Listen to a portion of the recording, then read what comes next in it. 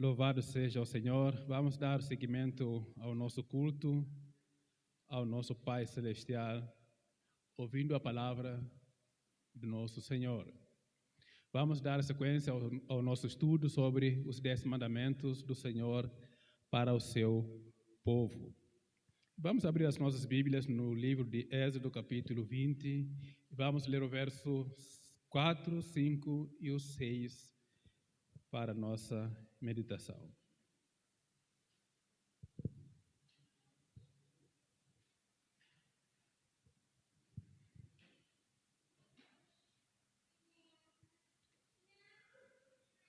Não farás para ti nenhum ídolo, nem imagem de qualquer coisa no céu, na terra ou nas águas debaixo da terra.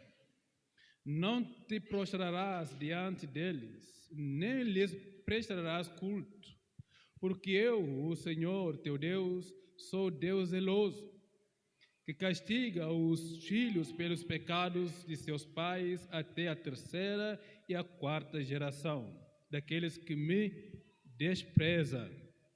Mas trato com bondade até 1000 gerações aos que me amam e guardam os meus mandamentos. Deus, nós te agradecemos por essa palavra, por essa leitura, e pedimos que o Teu Espírito Santo venha ministrar aos nossos corações, nos dê entendimento claro da Tua palavra, em nome de Jesus. Amém. Ao ouvir a leitura, diz o cristão entusiasta, empolgado, diz: olha, irmãos, agora eu entendi claramente, entendi perfeitamente que Deus proibiu a idolatria, proibiu o uso das imagens em adoração, e eu tenho abandonado todas as minhas imagens, todos os meus ídolos, abandonei tudo, larguei mão de tudo e agora sigo a Deus. Mas, pastor, sabe, é que parece que a minha vida não anda. Isso deve ter sido, talvez, alguma maldição dos meus antepassados. Como? Há uma forma de eu quebrar essa maldição para que a minha vida possa andar?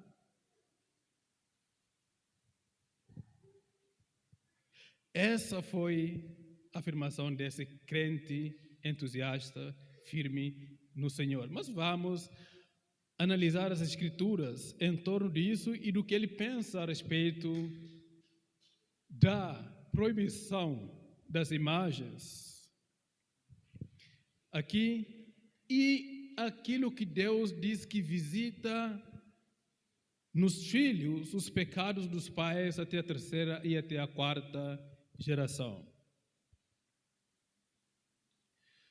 Aqui no texto, a proibição que a Bíblia fala não se diz respeito a banir as imagens, banir a escultura, banir a arte de esculpir as imagens, ou a arte de fazer retratos, ou ter algum retrato de lembrança dos nossos entes queridos ou fotográficos. Não se trata de banir as imagens ou o uso das imagens.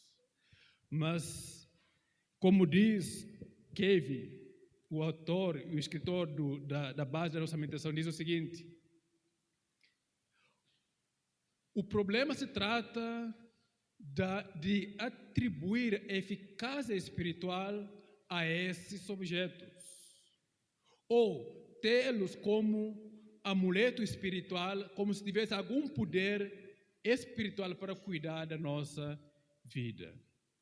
Tem a ver com a forma como nós usamos essas imagens, atribuindo-a o poder espiritual. Este é o problema que Deus proíbe quando Ele fala de não fazer imagem para ti ou de fazer o uso das imagens em adoração.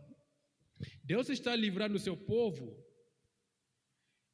de não seguir caminhos que conduzam à idolatria, afastando-os do seu Deus único e verdadeiro. Porque Deus sabe que no coração do homem há uma inclinação para a idolatria, para a fabricação dos próprios deuses que vão lhe apetecer as suas necessidades e interesses e o seu próprio prazer, sem restrições.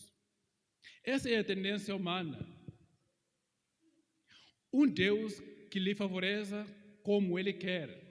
Um Deus que vai servir às suas necessidades. Um Deus em que Ele vai editar regras de como vai ser a adoração, de como Ele vai adorá-lo, de como Ele vai agradá-lo. Essa é a tendência humana. Não é estranho que Paulo possa enxergar isso quando ele chega em Atenas, na sua viagem missionária. No livro de Atos, capítulo 17, vai relatar esse episódio do povo de Atenas. O verso 16 diz o seguinte: enquanto esperava por eles em Atenas, esperando seus companheiros de viagem, Paulo ficou profundamente indignado ao ver que a cidade estava cheia de ídolos. Atenas estava cheia de ídolos, de idolatria. Em todos os lados que Paulo andava, via um altar, via um ídolo, via uma espécie de adoração dedicada aos deuses.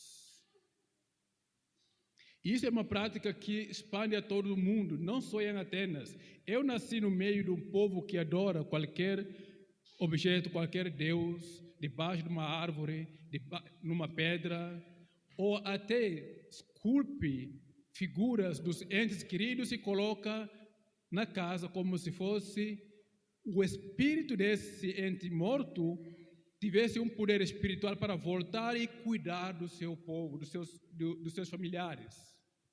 Porque essa é a crença de que aquele que mora dentro de uma casa tem poder de se tornar como um espírito que vigia a vida dos seus familiares. E aí passa a adorar esse ente querido.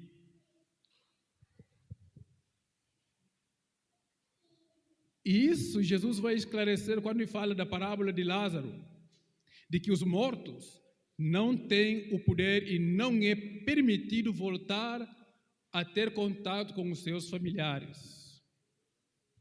Isso já começa a quebra dessa ideologia de crença de que os mortos podem ainda interferir ou interceder pelos vivos. Ao dizer que quando Lázaro morre também um seu amigo que era incrédulo.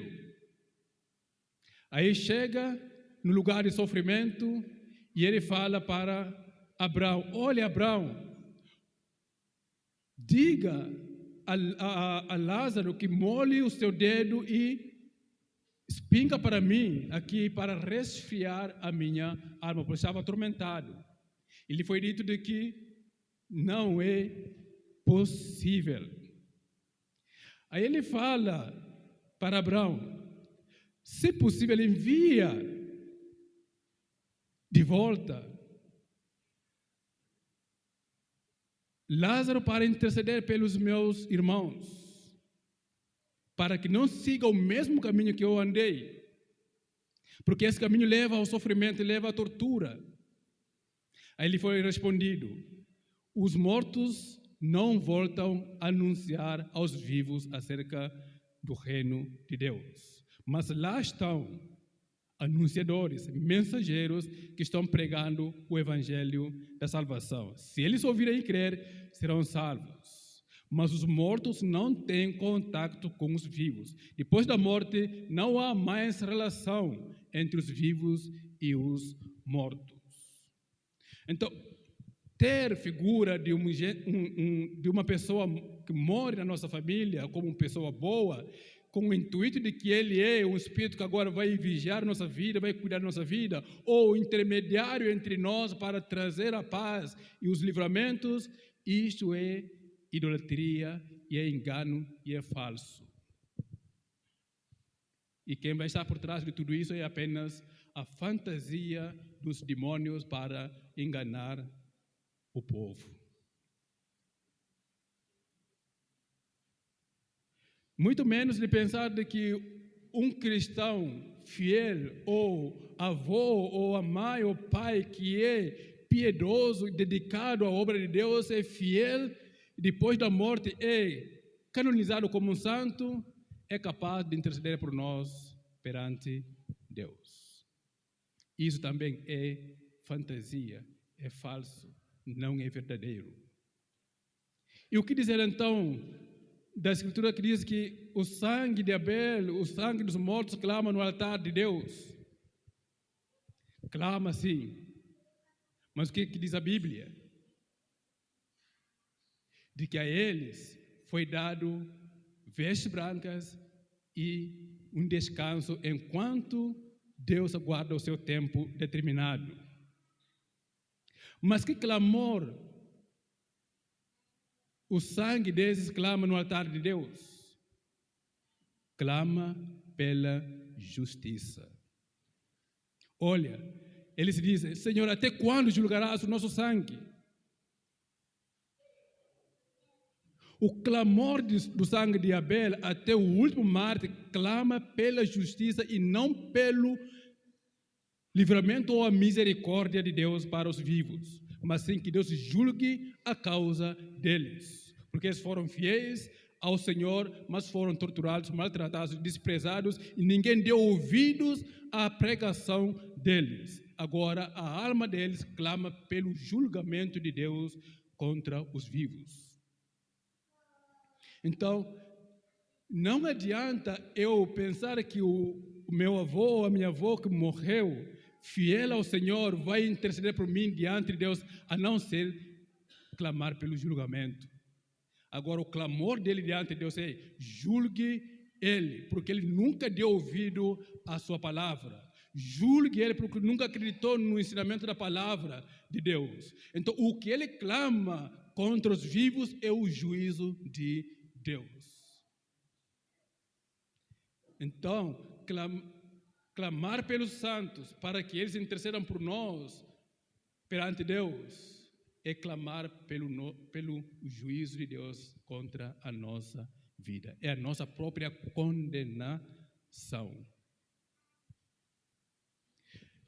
Então, os mortos não têm mais interferência com os vivos, nem a imagem, nem ídolos têm algum valor para a nossa vida espiritual, a não ser nos mover para longe de Deus, para a perdição e nos afastar cada vez mais, como podemos ver no livro de Atos. Ainda continuando no verso 21 de Atos, capítulo 17, diz o seguinte: todos os atenienses e estrangeiros que ali viviam não cuidavam de outra coisa senão falar ou ouvir as últimas novidades, últimas notícias.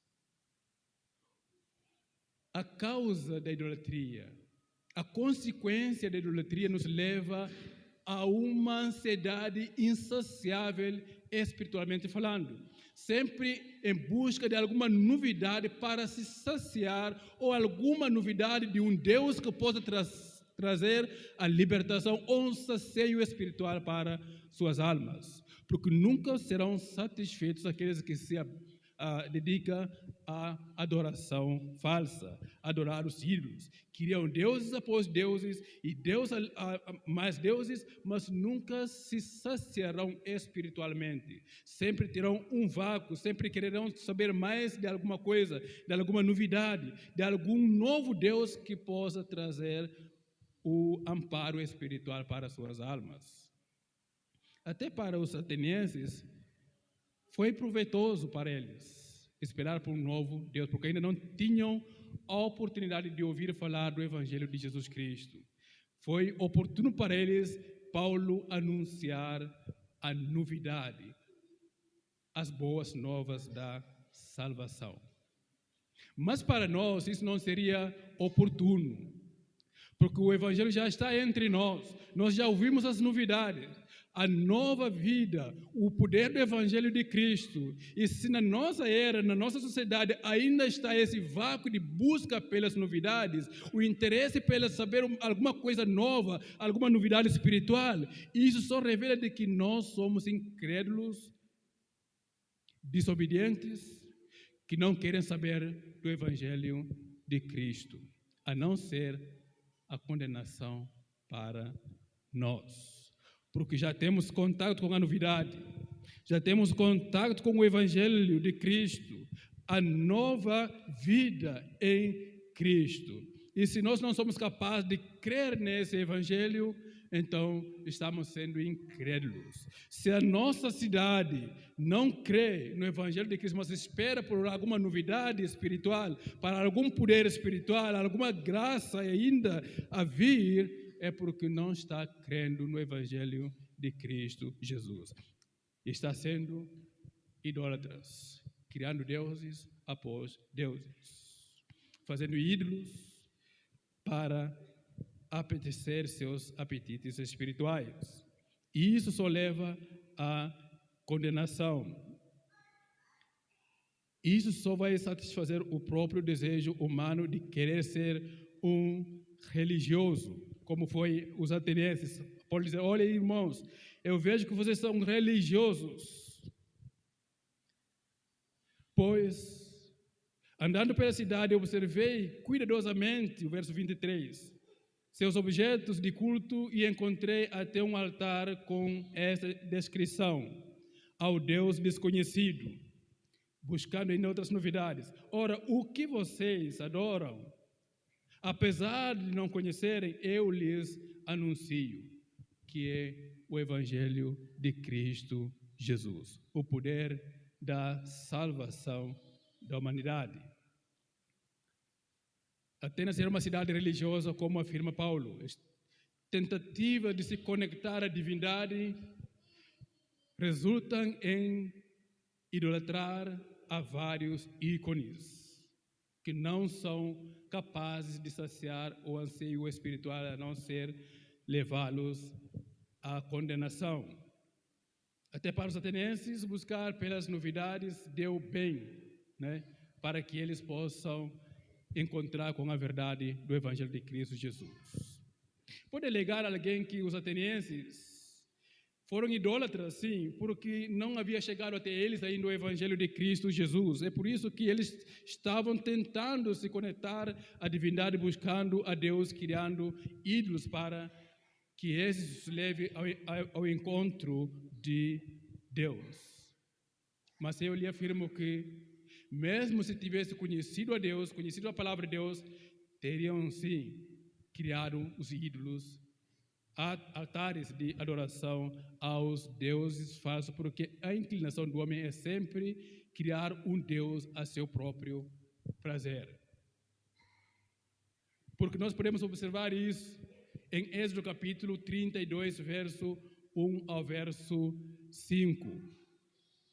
Este é o povo que conhecia a palavra de Deus, que acabou de receber as ordens de Deus, que acabou de ouvir que não poderiam ter outros deuses, que não poderiam adorar a imagem ou a escultura, a não ser o seu próprio Deus. E o povo respondeu às ordens dadas por Moisés com a promessa de que observariam os mandamentos de Deus e obedeceriam e colocariam na prática. Mas não demorou muito para Moisés subir ao monte e tardar um pouco para descer. Aí no capítulo 32 de Êxodo, verso 1 ao verso 5, diz o seguinte: o povo, ao ver que Moisés demorava a descer do monte, juntou-se ao redor de Arão e lhe disse: venha, faça para nós deuses que nos conduza, pois a esse Moisés, o homem que nos tirou do Egito, não sabemos o que lhe aconteceu. Vendo isso, Arão edificou o altar, o verso 5, de bronze e anunciou: amanhã haverá uma festa dedicada ao Senhor. Vamos pensar um pouco a respeito desses dois versículos. Verso 1 diz que o povo levantou e foi a Arão e disse: faça para nós deuses. E Arão, por sua vez, no verso 5 diz o seguinte: ele fez um bezerro e diante dele edificou um altar e anunciou ao povo: amanhã haverá uma festa ao Senhor. Esse é um alerta, primeiramente, para os líderes do povo de Deus. Ceder à opressão do povo em querer adorar a Deus da forma que eles querem será inútil. Ceder para depois tentar trazê-los para Deus. Era justamente o que Arão estava fazendo nessa passagem. Arão cedeu à opressão do povo em fazer um altar, em fazer um bezerro para adorar, para depois induzir o povo, conduzir o povo a dedicar essa adoração ao Deus e o Senhor do seu povo. Olha que o povo fala: faça para nós deuses. E Arão fala: vamos celebrar ao Senhor. Queria para nós a forma que nós queremos adorar a Deus. Sim, vamos, mas vamos adorar dessa forma a Deus. Isso não funciona para Deus. Deus não é adorado da forma que o homem pensa ou articula para oferecer uma adoração aceitável ao Senhor. Deus é adorado a partir dos seus princípios, a partir das suas ordenanças. Deus é quem ordena como ele deve ser adorado. A adoração a Deus é com base na sua palavra, é com base nas suas ordenanças. Não há uma arte que possa correr bem, que seja perfeito para que Deus aceite como a forma de adoração do seu povo.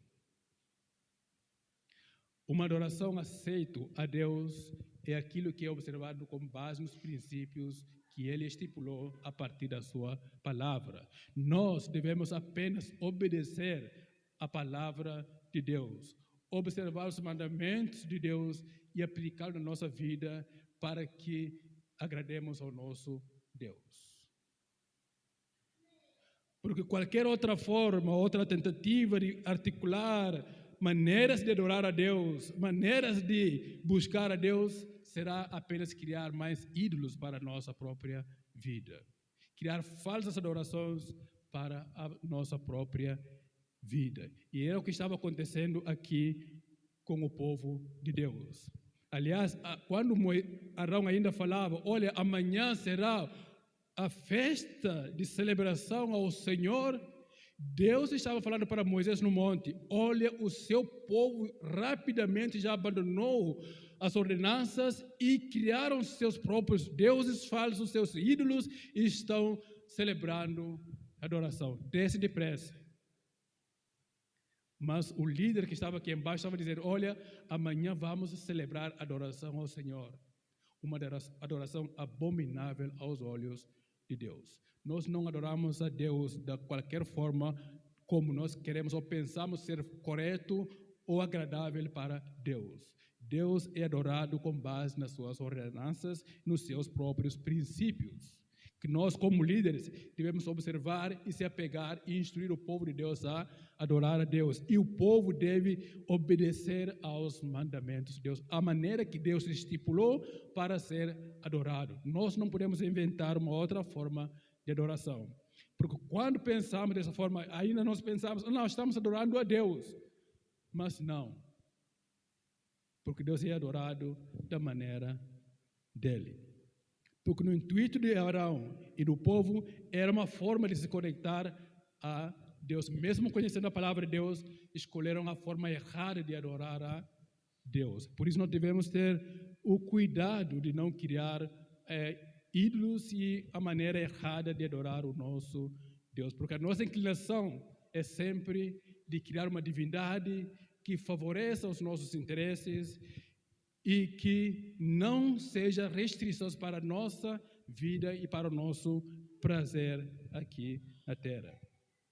E uma coisa que nós podemos salientar nisso é que toda idolatria há um preço a ser pagado. Deus visita a idolatria do povo. E Deus julga a cada ato idólatra do povo na terra. E isso aconteceu no mesmo episódio da idolatria do povo de Deus ao criar esse ídolo por Arão. O final do capítulo 32 diz o seguinte: quando Moisés desce e ele ordena que aqueles que ainda querem obedecer a Deus, que voltem ao seu lado, e os levitas foram ao lado de Moisés. E nesse dia, Moisés ordenou que os levitas matassem seus parentes, amigos e vizinhos. E nesse dia morreu por cerca de 3.000 israelitas, por causa da idolatria, por causa de um ato idólatra perante Deus. A idolatria tem um preço alto que nós devemos levar em conta na nossa vida. E não só no deserto aconteceu essa prática idólatra do povo, mas também aconteceu novamente quando o povo já estava na terra prometida. Nos relata o primeiro livro de Samuel, capítulo 4, de que o povo de Deus vivia na desobediência à palavra de Deus, abandonaram as ordens de Deus, até os sacerdotes, os filhos de Eli, desprezaram a lei de Deus. E ao serem afrontados pelos filisteus, desceram a batalha, perderam a primeira batalha. E o que eles sugeriram? Olha, vão, traga a arca da aliança de Deus para o acampamento, para que Ele nos ajude. Quem sabe que a graça de Deus esteja conosco e nos dê a vitória. E levaram a arca do Senhor, como diz o verso 1, os filisteus, o verso 2. Quando os soldados voltaram ao acampamento, as autoridades de Israel perguntaram: por que o Senhor deixou que os filisteus nos derrotassem? Vamos a Siló buscar a arca da aliança do Senhor para que Ele vá conosco e nos salve das mãos dos inimigos. Então, mandaram trazer de Siló a arca da aliança do Senhor dos exércitos, que tem o seu trono entre os querubins, e os 2 filhos de Eli, Ofni e Finéias, acompanharam a arca da aliança. Quando a arca da aliança do Senhor entrou no acampamento dos israelitas, gritaram tão alto que o chão estremeceu. Falsa adoração. A idolatria. A falsidade tem o poder fantasioso ao ponto de estremecer as coisas, pensar que isso é real, de que Deus está e Deus está movendo o seu povo, mas na verdade era tudo falso. A Bíblia diz que até os filisteus se estremeceram, dizendo: olha, parece que o Deus visitou o acampamento dos filisteus. O que será de nós? Seremos destruídos. Porque os gritos eram tão fortes, a terra estremeceu e parece que Deus estava no acampamento dos israelitas. Parece que Deus estava no meio do seu povo. E essas práticas aconteceram várias vezes. O livro de Malaquias vai dizer o seguinte: o povo clama, chora e grita como se Deus estivesse no meio deles. Enquanto abandonaram as ordens de Deus, abandonaram os mandamentos de Deus. Mas inventam a forma de celebrar, de adorar, de gritar, de buscar, como se Deus estivesse no meio deles. Isso é a arte do ser humano. Quando esse não observa os mandamentos de Deus, ele se torna engenheiro de artes ao ponto de fazer com que, como se Deus estivesse no meio deles. Isto é muito perigoso para o povo de Deus. Isto é a ruína para o povo de Deus. Porque Deus não está a belo prazer da humanidade. Deus é Deus. Deus é autoridade. Deus é soberano.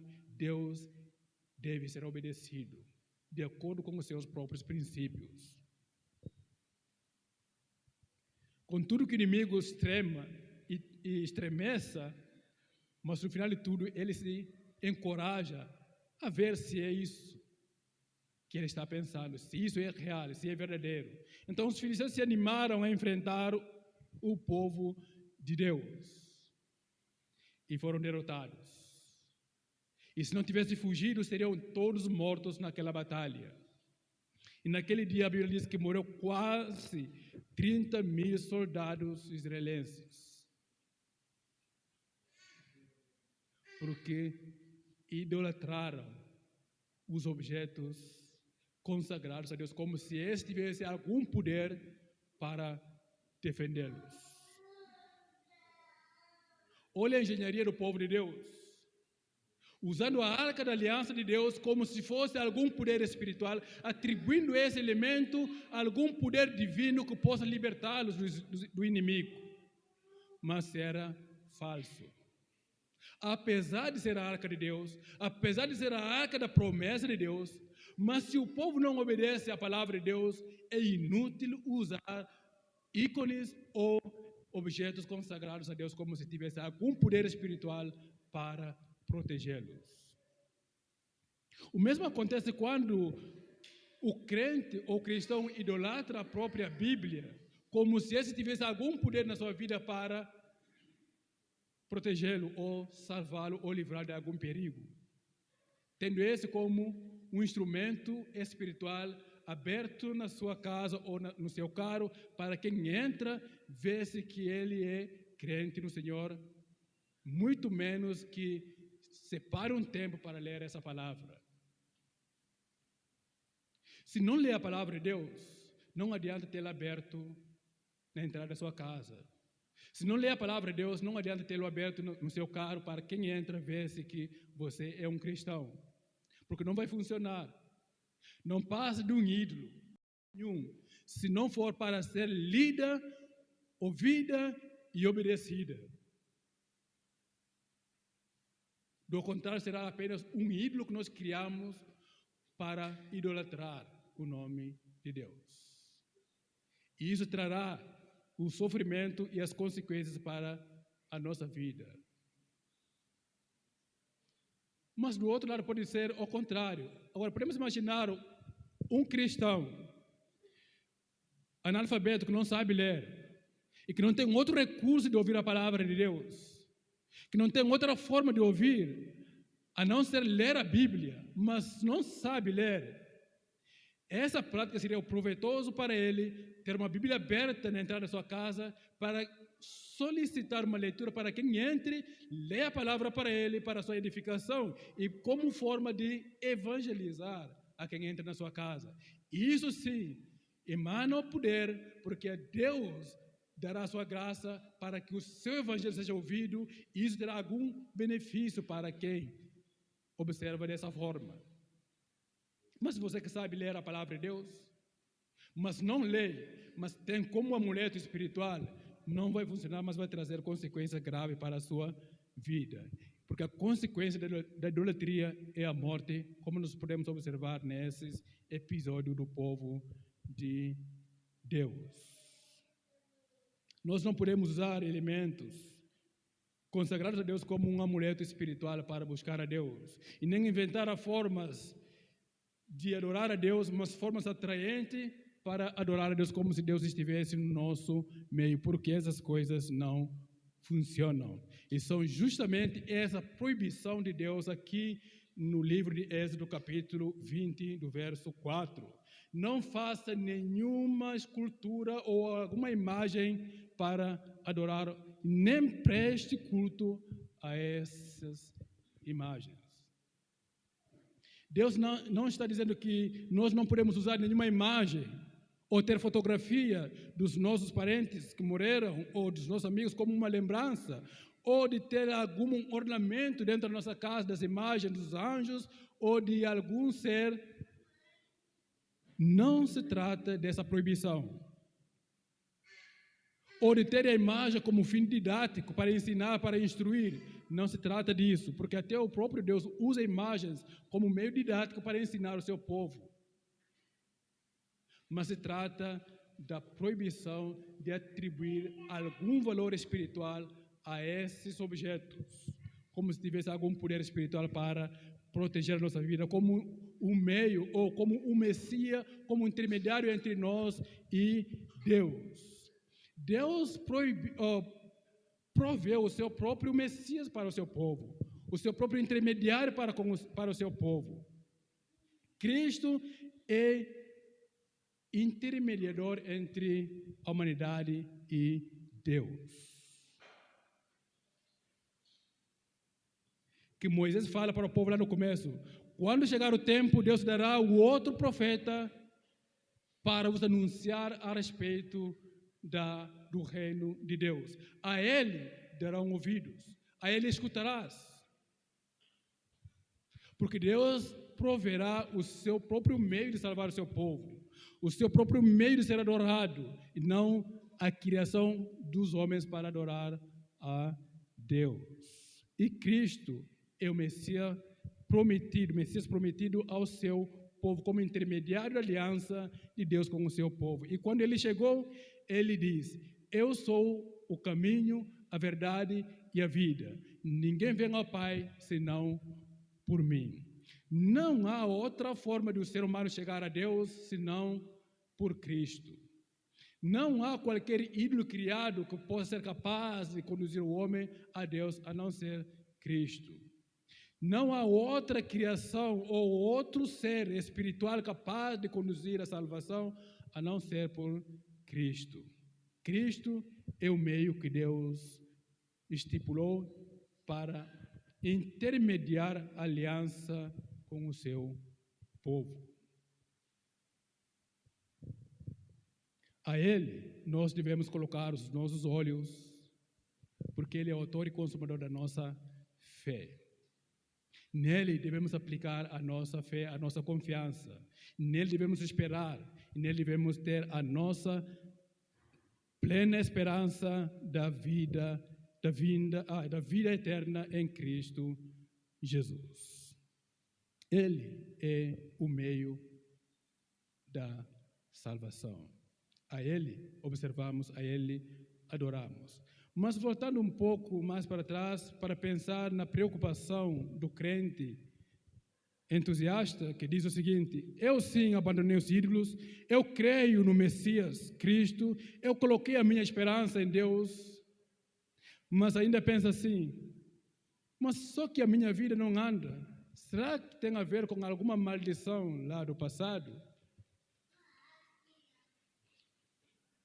Será que tem alguma forma de quebrar a maldição para que a minha vida possa caminhar? Essa pergunta e a busca de outra forma de quebra de maldição apenas revela a nossa incredulidade em Cristo Jesus.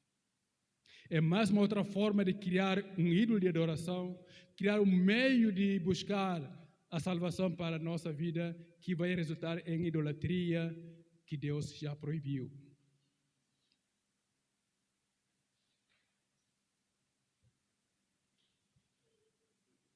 Como diz segunda carta aos Coríntios, capítulo 5, verso 17.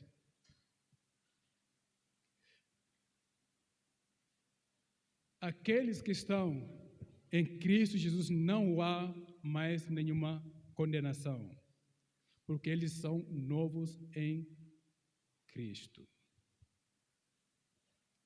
Cristo é a quebra de toda a maldição, de todo tipo do pecado da humanidade. Em Cristo, Deus destruiu o pecado e todo tipo de pecado e todo tipo de maldição que vem por meio dos pecados. Não há mais maldição para aqueles que estão em Cristo Jesus. A maldição foi destruída na cruz de Calvário. Lá na cruz, Deus destruiu todo tipo de maldição para aqueles que creem no seu Filho. A nossa conversão a Cristo é onde acontece a quebra de toda a maldição do passado proveniente do pecado. Se eu creio em Cristo, automaticamente toda a maldição que vem do passado, da idolatria e do juízo de Deus que viria sobre essa prática de idolatria, foi quebrado ao entrar em Cristo Jesus. Não há mais condenação para aqueles que estão em Cristo. Não há mais busca de quebra de maldição para aquele que confessa Cristo como Senhor e Salvador, Jesus Cristo. Porque nele somos uma nova criatura. Nele somos uma nova criação em Deus. Um novo povo criado a partir de Cristo. Nós morremos em Cristo, como Paulo fala. A lei só tem poder para aqueles que ainda vivem, mas depois da morte não há mais lei sobre eles. Ele é livre da lei. Nós somos livres ao morrer em Cristo, porque Ele morreu pelos nossos pecados. Ele nos libertou dos nossos pecados. Ele nos libertou de todo tipo e de espécie de maldição que possa vir sobre a nossa vida. Não há mais condenação para aqueles que estão em Cristo. Mas então, se diz a palavra de Deus que Deus visita os pecados dos pais dos filhos até a terceira e a quarta geração, ainda não sou livre da condenação dos meus pais, porque ainda não passou a primeira, a terceira e a quarta geração dos meus pais. Se nós voltarmos para esse versículo, o versículo 5 do capítulo 20, não te prostrarás diante deles, nem lhes prestarás culto, porque eu, o Senhor, teu Deus, sou Deus zeloso, que castiga os filhos pelos pecados de seus pais, até a terceira e a quarta geração daqueles que me desprezam.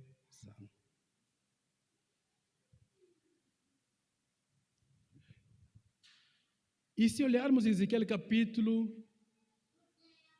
18, verso 20,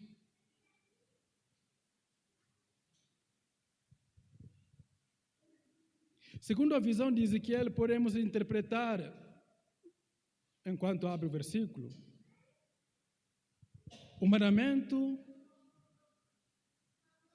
o segundo mandamento que nós observamos agora, o que diz o seguinte: aquele que pecar é que morrerá. O filho não levará a culpa do pai, nem o pai levará a culpa do filho.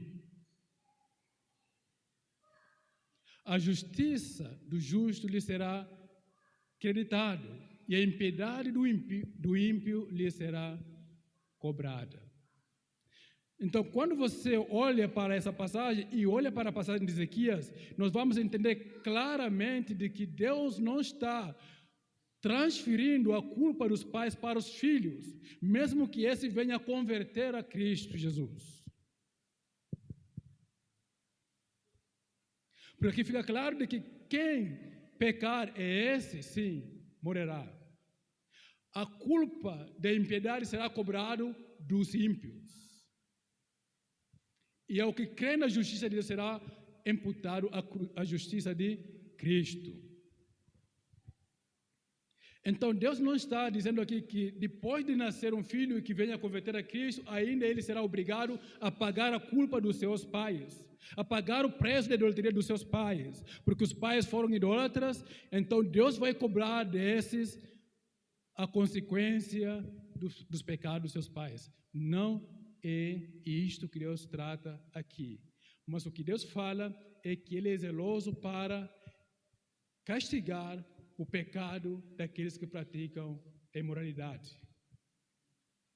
quando ele encerra o versículo, diz o seguinte: eu visito os pecados nos filhos até a terceira e a quarta geração daqueles que me desprezam. Aqueles que abandonam o Senhor, aqueles que continuaram no pecado dos seus pais, aqueles que continuaram na idolatria dos seus pais, esses sim serão culpados do mesmo pecado dos seus pais e receberão a mesma justiça que receberam seus pais. Assim como Deus julgou os pais, também julgará os filhos que continuaram na mesma prática da idolatria perante Deus. Aqueles que herdaram a tradição dos seus pais como algo inquebrável, vão seguir praticando a mesma tradição, receberão também a mesma condenação que os pais receberam. Então, se trata da continuidade de praticar o mesmo pecado que os antepassados praticaram. Então, nisso não há desculpa para dizer que, ao converter a Cristo, ainda sou obrigado a cumprir com as tradições dos meus antepassados. Porque é um legado que os pais deixaram para nós. Então, tenho que respeitar, tenho que observar. Isso também levará à idolatria, que também será julgado como os pais foram julgados.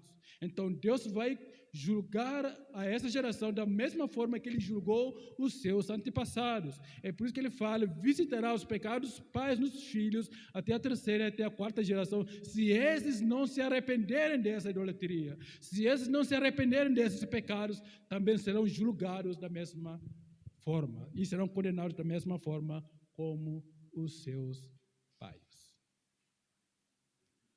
Mas se este se arrepender e converter a Cristo, ele não será julgado como os pais foram julgados, porque ele recebeu a justiça de Deus por meio de Cristo. E ele é livre de todo tipo de maldição que aconteceu no passado até a sua conversão em Cristo Jesus. O que nós temos que aprender é ser obediente à palavra de Deus. É ser obedientes aos mandamentos do nosso Senhor e Salvador Jesus Cristo. Nele temos a redenção, nele temos a libertação da opressão do inimigo. Dos demônios que perseguiram os nossos antepassados por causa da idolatria, somos livres ao crer em Cristo Jesus. Aqueles demônios que viviam oprimindo os nossos antepassados foram destruídos ao aceitar Cristo como Senhor e Salvador Jesus Cristo. Não há mais uma outra invenção de buscar a quebra de maldição, uma vez que creu em Cristo Jesus. Nós somos livres em Cristo. Ele é a nossa liberdade, porque em Cristo se realiza todas as coisas e os planos de Deus para a libertação do seu povo. E ele é o fim de toda maldição e o início de uma novidade de vida para toda a eternidade.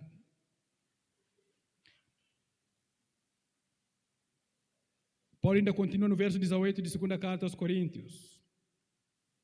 Tudo isso provém de Deus, que nos reconciliou consigo mesmo por meio de Cristo e nos deu o ministério da reconciliação. Ou seja, que Deus em Cristo estava reconciliando consigo o mundo, não lançando em conta os pecados dos homens. E nos confiou a mensagem da reconciliação.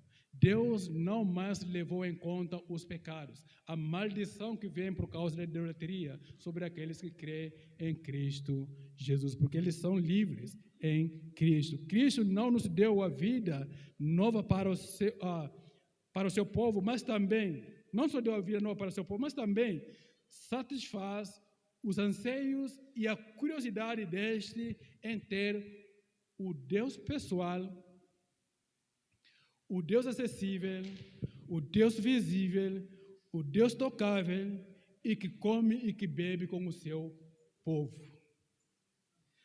Essa curiosidade de ter um Deus palpável, de ter um Deus visível, foi satisfeito em Cristo Jesus quando ele tomou a forma do homem e desceu para o seu povo. Aí o povo pode ver o seu Deus, o povo pode tocar o seu Deus, o povo pode comer e beber com o seu Deus, o povo pode trocar experiência com o seu Deus, porque é Deus pessoal e Deus relacional, diferentes dos deuses pagãos, Deus que não pode relacionar com o seu próprio povo. Deus que tem olhos, mas não vê. Deus que tem orelhas, mas não ouve. Deus que tem pés, mas não anda. E que tem a boca que não come e nem fala. Mas o nosso Deus é o Deus pessoal, Deus eterno, Deus que pode ser tocado, Deus que pode ser visto e que come e que bebe com o seu povo. E que está no meio do seu povo. Este é o Cristo enviado de Deus no meio do seu povo. E Ele está conosco. E Ele está entre nós eternamente. Então, o anseio e a curiosidade de ter um Deus visível foi satisfeito na pessoa de Cristo Jesus. Nós não precisamos mais de nenhum outro ídolo para conhecer a Deus. Nós temos Cristo, que é a imagem e a expressão exata do ser de Deus. Nós podemos conhecer Deus em Cristo Jesus. Como disse João, ao transmitir essa realidade para nós, em 1 carta, capítulo 1, verso 1 ao 3, ele vai dizer o seguinte: o que nós vimos e ouvimos, o que contemplamos e as nossas mãos apalparam, isto proclamamos a respeito da palavra da vida. Nós tocamos o nosso Deus, nós o apalpamos. E esse Deus nós transmitimos a vocês. A vida se manifestou, nós a vimos e dele testemunhamos. E proclamamos a vocês a vida eterna que estava com o Pai e nos foi manifestada. Nós lhes proclamamos o que vimos e ouvimos, que vocês também tenham a comunhão conosco. A nossa comunhão é com o Pai e com seu Filho Jesus Cristo. O anseio pelo Deus visível foi satisfeito em Cristo Jesus para o seu povo. Então, o que diremos? Podemos criar então a imagem de Cristo, uma estátua de Cristo para adorar, porque agora nós podemos ver a Deus, nós podemos recriar a imagem de Cristo para adoração, ou usá-la como monumento para algum valor espiritual na nossa vida? Não, não tem necessidade para o povo de Deus se aplicar alguma imagem para adoração a Deus. Com certeza, se fosse necessário, Cristo teria ido a um escultor para criar a sua própria imagem, como faziam os reis naquele tempo, que deixava algum monumento da sua imagem para ser perpetuado a sua adoração. Mas Cristo não foi a um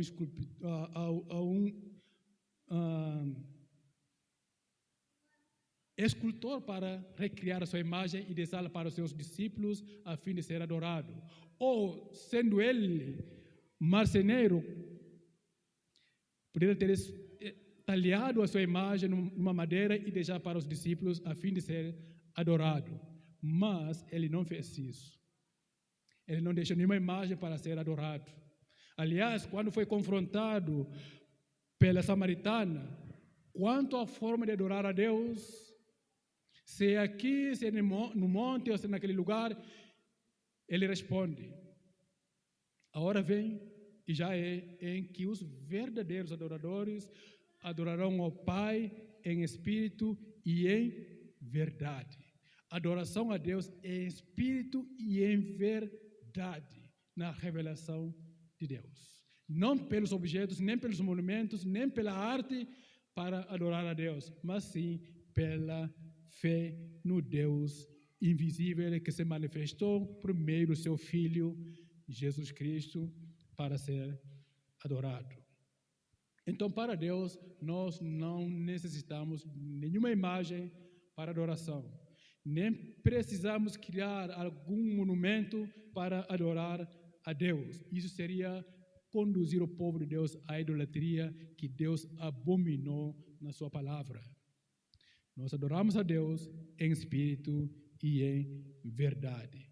E não precisamos de nenhum tipo de monumento para adorar o nosso Deus. Assim como Jesus afirma em João capítulo 20, verso 29, para encerrar, Jesus diz o seguinte, disse a seus discípulos, então, Jesus lhes disse, porque me viu, você creu. Felizes os que não viram e creram.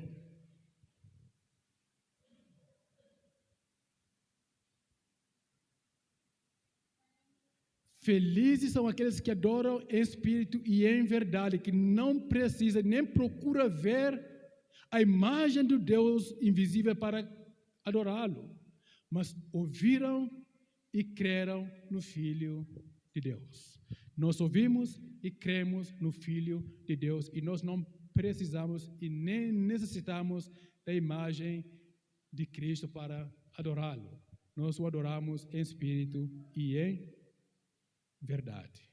Amém?